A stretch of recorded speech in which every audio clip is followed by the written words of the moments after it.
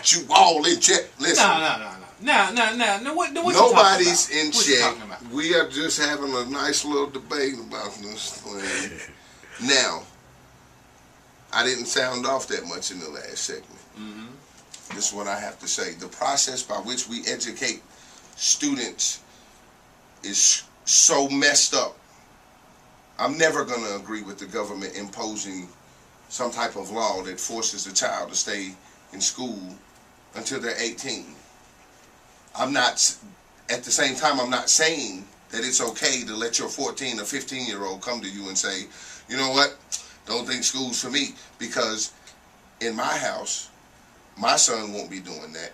I don't plan on that, but it's not something that I'm going to have a great falling out with him if he decides that he is not going to school. Okay, that's fine. Go ahead and make your own way though, Captain.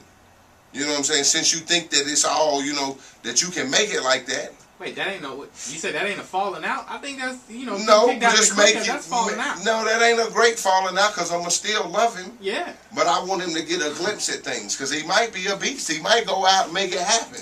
He may. And if you know your child, I can understand that. But I think what we're trying to say is that it's just no different than any other rules and number system that's put in the way.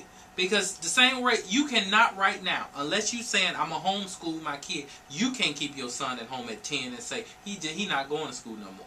That's not going to happen. They will come take your kid from you and put him in a foster home. So are we living in a free country? Come on, you think we really in a free country? We're not. We've never been in a free country. country. I told you my beef is with the process. We last in math. Well, we rank very low in math and in science. And in advanced physics, we rank last. I think that the focus needs to be on, like we were saying earlier, you can tell by third grade, because of the scheduling of tests, whether or not a child is equipped with the mental capacity to finish high school. If you can tell this, then you can tell his weaknesses and his strengths.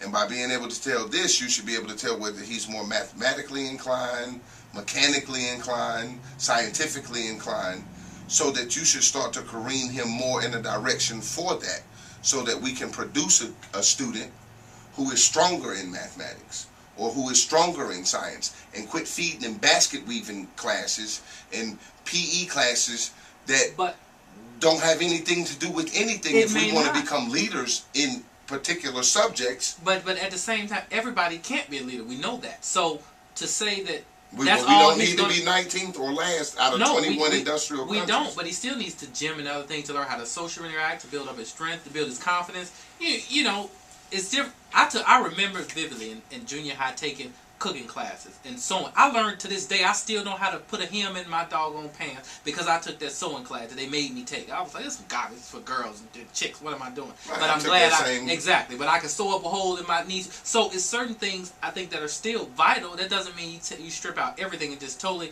sit them in a room and now we're robots. You know, that's what certain countries I think that's what's being created, Johnny.